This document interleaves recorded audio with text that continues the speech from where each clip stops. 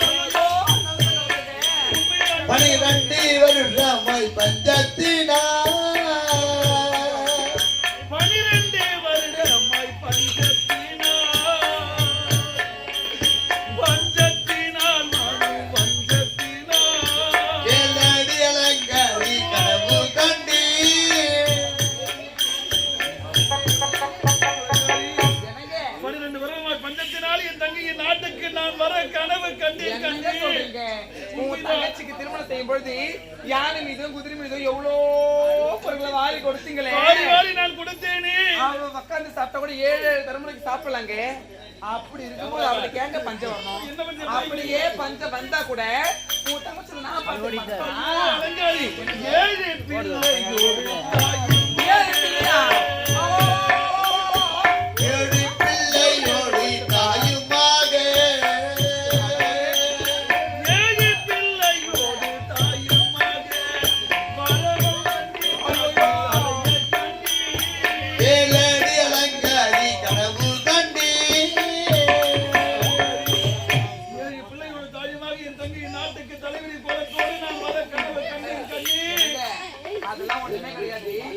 தங்கச்சி மனசுக்கு அவங்க நல்லா வாழ்வாங்க. பழிக்காதுங்க. நல்ல முறையில இருப்பா. இருந்தாலும் காரணங்க போயிட்டு வந்துருக்கீங்க. ஒரு ஆணாக பட்டவங்கள ஒரு பொண்டாட்டி முண்டாடி மேல பட்டுக்கிட்டே இருக்கணும். எரிமுறை எரிமுறை எரிமுறை எரிமுறை சொல்லுவா. அதனால என்னங்க கனவு கண்டது நான் கனவு கண்டது நானே, கனவு கண்டது நானே, கலவரப்படலாம பாட்டு கனவு கண்டது நானே, மனக்கலவரப்படலாம சுவாமி கனவு கண்டது நானே, கட்டிலுக்கு மேலே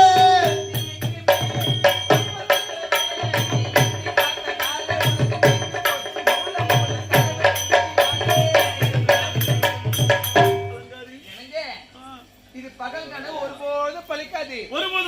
ஆமாங்க. உன் உன் தங்கச்சி நல்ல முறையில வாழ்வா. என் தங்கை நலமுடன் இருப்பாளா?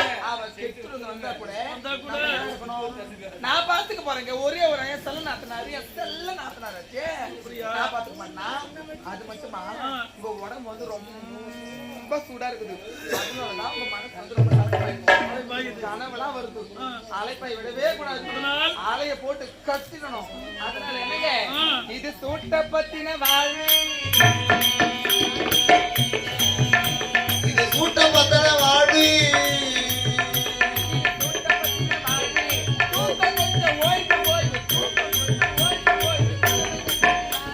கலவரப்படலாமோ சுவாமி கனவு கண்டதினாலே கொஞ்சோடு நல்லாங்க. அப்படி இப்படி வச்சு அப்படியே ஒரு நிமிஷம் எல்லாம் சரியா போயிடும். அடுத்து சரியாகிவிடும். ஆமாங்க. என் தங்கை நலமுடன் இருப்பாள் என்று நல்லா இருப்பாங்க. அப்படியா? ஆமா. இருந்தாலும் எனக்கு மன ஆறுதல் வர வேண்டும் என்றால் எப்போது நான் கானகம் செல்ல வேண்டும், மிருகங்களை வேட்டையாட வேண்டும், குடிமக்கள் குறையை தீர்த்து வைக்க வேண்டும். நான் சென்று வரட்டுமா? தாமதமாகிவிட்டது. வரும்போது அழகானே மயில் குட்டி. மயில் குட்டி நான் பிடித்து வருகின்றேன். எனக்கு கூட மயில் பால் கறந்து எப்படா வர? குட்டி போட்ட மயில் பால் கறக்காது கேவலா பாத்தியா?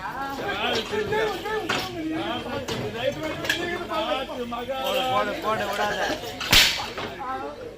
தெய்வம் தெய்வம் தெய்வம் தெய்வம்டா, கண்ணகியின் மறு பிரிவியடா என் மனைவி.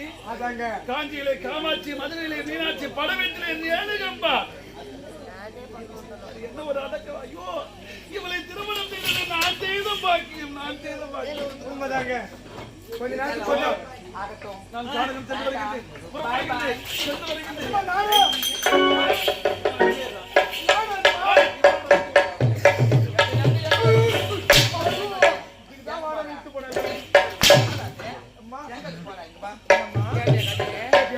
போன காலே அந்த தோரி கண்ணே கனவு கண்டாங்க மேடம். நீ சொல்றியா? அந்த திருட்டிய சக்கல் அனாத பொண்ணு அவ வரலாமா? யாரு? தகுமா? தகுதியா? அவ போனாலே அவ செத்து இருக்கணும்டா. அவன் நல்லவளா தான் அவ செத்துடணும்.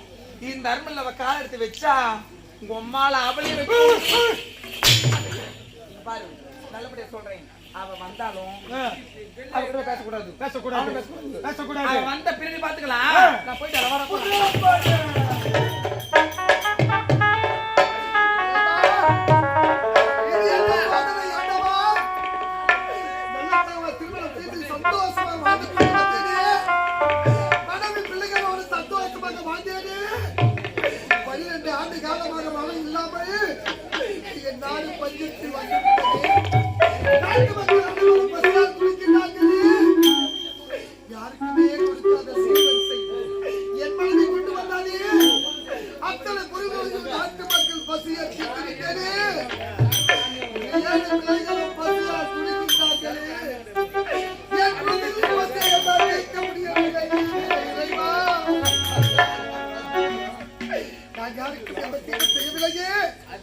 என் நாட்டுக்கு இப்படி ஒரு பச்சை வர வேண்டுமா?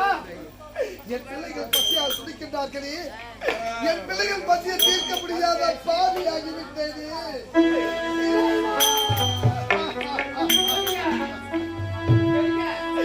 இது விதித்தானா?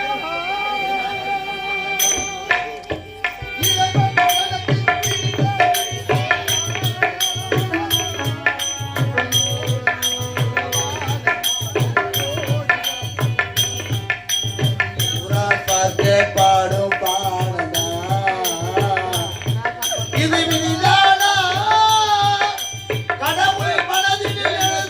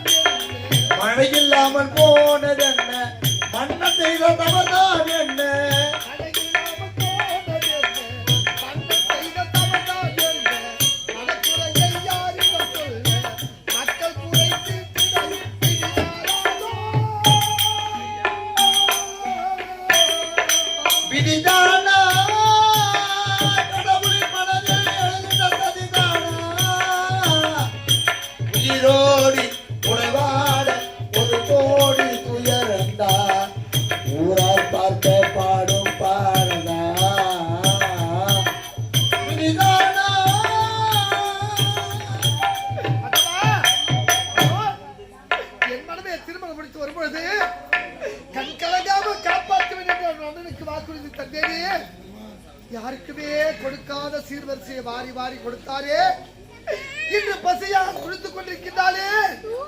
என் மனைவி என் பிள்ளைகள் பசியை தீர்க்க முடியாத பாவியாகிவிட்டதே. என் பிள்ளைகள் பசியால் குளித்துக் கொண்டிருக்கின்றார்களே. நடத்தக்கா, என் சொந்தங்களே.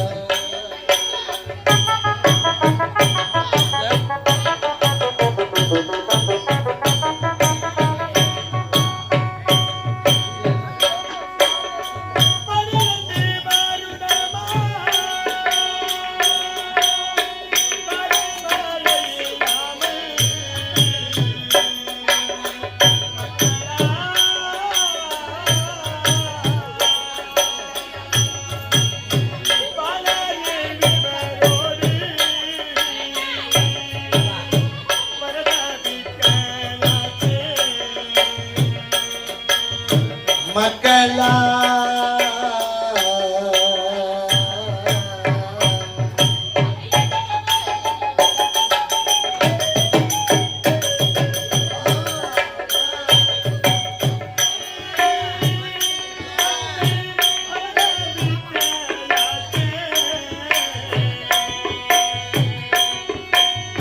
பாட்டு பாட்டு மக்கள் பரந்தாவி கேளாதே.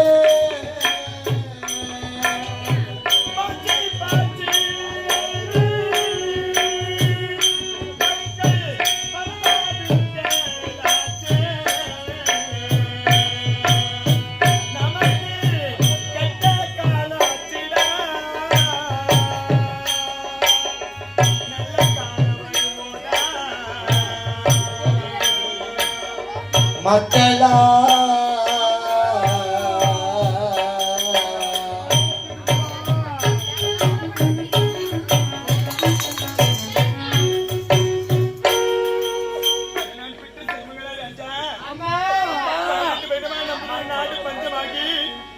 உங்களுக்கு முன்ன உணவு இல்லாமல் உடுத்த உடை இல்லாமல் அம்மா பசி என்று அழைக்கின்ற ராஜா. நான் 10 வயசு மட்டும் பெற்று வயது பட்டு இருக்கிறது ராஜா. உங்களுடைய பசி நான் எப்படி நான் போக போறேன்? நாட்டு மக்களுக்கு கொடுத்து தருப்பேன். உன்னுடைய தந்தை உங்களை பார்க்கவில்லையடா. உங்க பசி நான் எப்படி நான் போக போறேன் சொல்லுங்களா?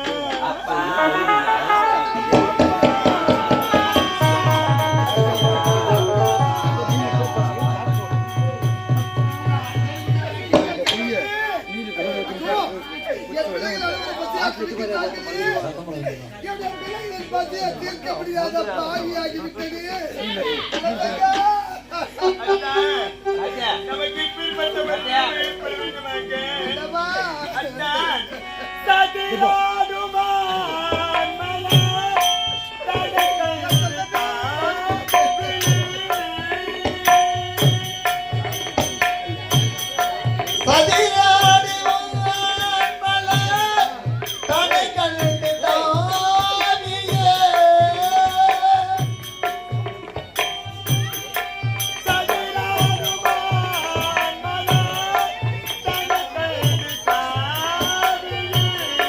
பதி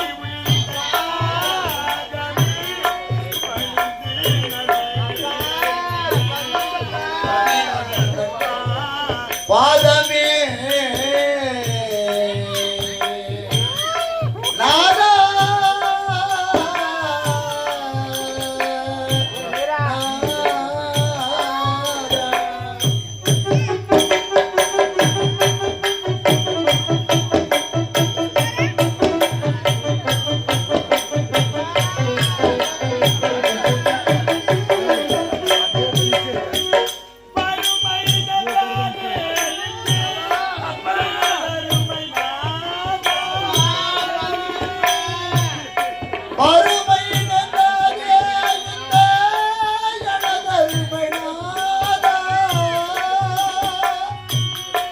வறுமை நின்றாதே இந்த எனதருமை நாதா. வறுமை நின்றாதே பதிவு நாதமே நாதா.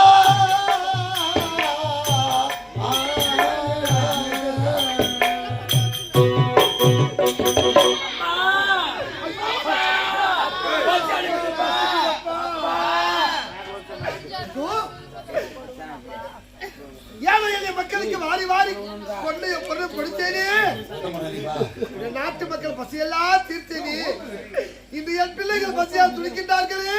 நலத்தங்கா, உன்னை திருமணம் செய்யும் போது உன்னை கண்கலகமாக காப்பாற்றுவேன் என்று வார்த்தை தந்தேனே. இப்போது உடைய பசியை தீர்க்க முடியாத பாவியாகி விட்டனே.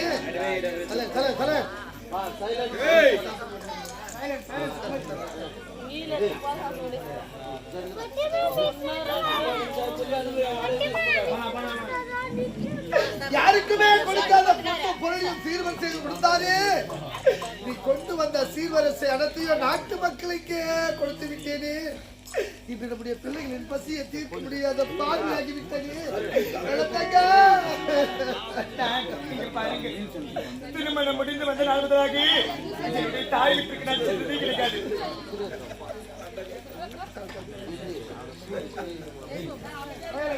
பேசாதீங்கப்பா, சைலண்ட்.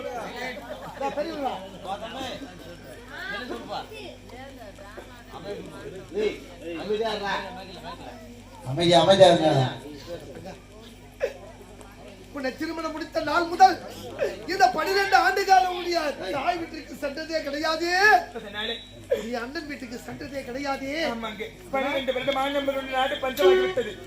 உண்ண உணவு கிடைக்காது, உடுத்த உடை கிடைக்காது. நாட்டு மக்கள் அனைவரும் நாட்டை விட்டே வெளியேறுகின்றார்கள். நான் 10 மாதம் சுமந்து பெற்றெடுத்த என்னுடைய 7 பிள்ளைகளும் பசியும் பட்டினியுமாக வாழ்றாங்க. நான் 10 மாதம் சுமந்து பெற்றெடுத்த வயிறு பற்றி எறிகின்றது. இங்க பாருங்க, அதனால என் 7 பிள்ளைகளை வச்சுக்கிட்டு என் அண்ணன் விட சென்று என் பிள்ளையோட பசி எல்லாம் போக்கு விட்டு நம்மளுடைய நாடு வந்து விடுகின்றன. என்ன நல்ல முறையில் வரி குட்டி அனுப்புங்கள் அத்தா. என்ன வார்த்தை கூறிவிட்டேம்மா.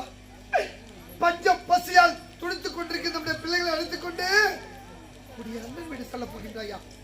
உன்னை திருமணம் முடித்த நாள் முதல் இவன் அண்ணன் வீட்டுக்கு சென்றதே கிடையாது. இந்த நிலையில் நம்முடைய குழந்தைகளை அழைத்துக் கொண்டு அண்ணன் வீடு செல்ல போகின்றாயா. ஐயோ வேண்டாமா, நான் சொல்வதை கேள். அண்ணன் வீடு செல்ல வேண்டாமா, அண்ணன் வீடு செல்ல வேண்டாம். நல்லதாக்கா, ஓ கத்தாக்கா தடிமா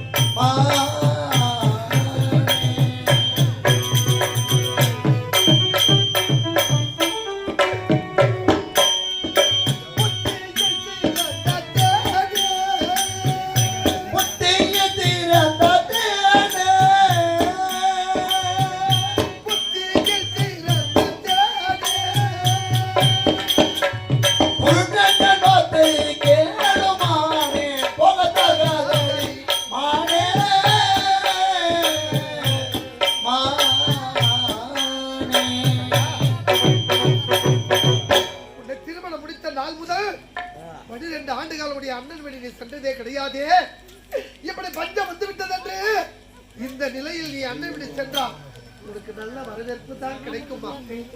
உன்ன நல்ல வரவேற்பு கிடைக்குமா? வேண்டாமா, இதை நினைக்கும் போது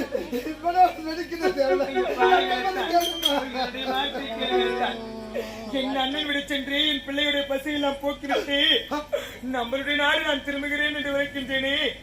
அதுக்கு எதற்காக உங்களுடைய மனதில் மனக்குழப்பம்? எதற்காக இந்த பதட்டம்? என்னை விட நான் சென்று வருகின்றேன் அத்தான். அத்தான், மனதிற்காக அர்த்தம் வேண்டாம்.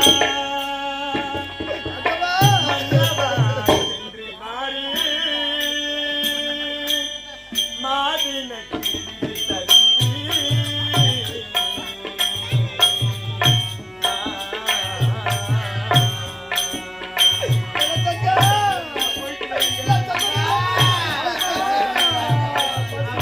மனதில் கலக்கம் வேண்டாம், மனதில் கலக்கம் வேண்டாம். மன்னவா சென்று வாரே, மாது எனக்கு விடை தருவி. மன்னவா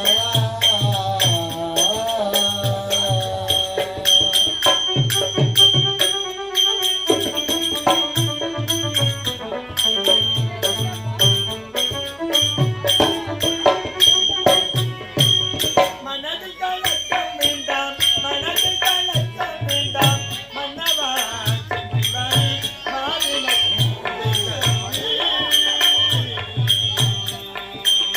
மன்னா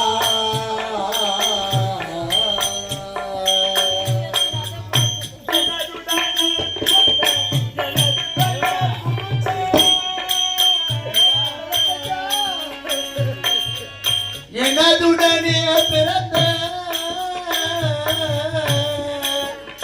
எனது பெயர் குமுத்த.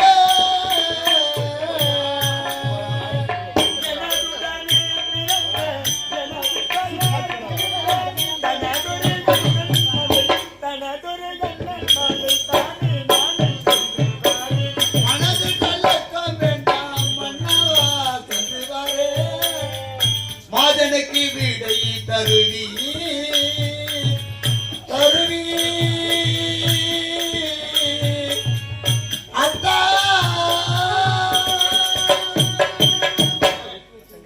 இதற்காக என்னுடைய அண்ணன் செல்வி நினைத்தான்.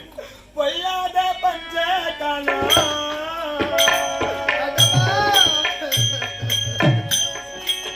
பொல்லாத பஞ்ச காலம் காலம்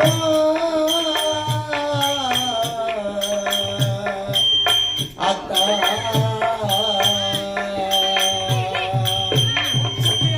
பொய்யாத பஞ்ச காலம்,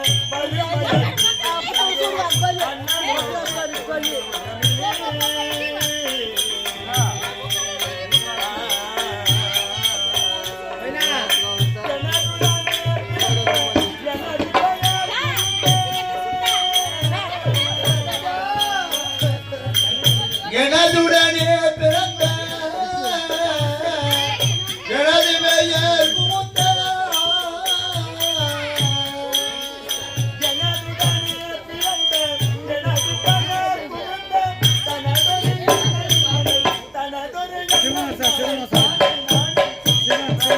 மனதில் கலக்கம் வேண்டாம், மன்னவா சென்று வாரே, மாதனுக்கு விடை தருவி. தருவி அத்தா.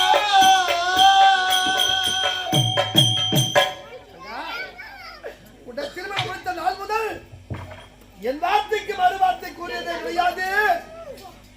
வறுமை வந்து விட்டது என்று என்னோடு வாதாடுகின்றாயா?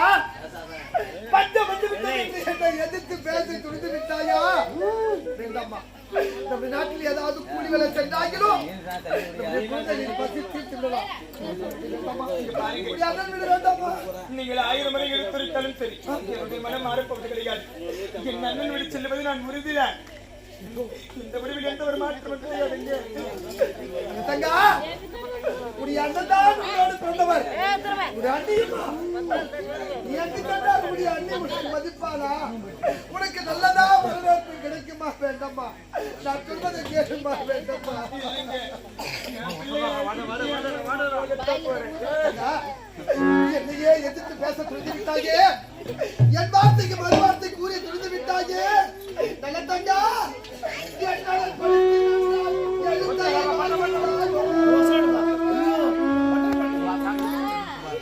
எண்ணரமடிந்து நின்றாய் எழுத்தர வாசித்தாலும் நல்ல தங்கா கண்ணே மடமானே மயிலே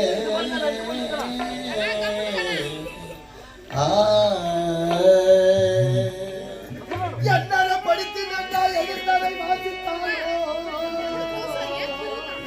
வெண்மதி வேதம் என்பதை உன் பேசுகிற அளவில் கண்டே பெண்மதி வேதமை என்பதை பெண்மதி வேதமை என்பதை உன் பேத்தினி அளவில் கண்டே மானே கண்ணே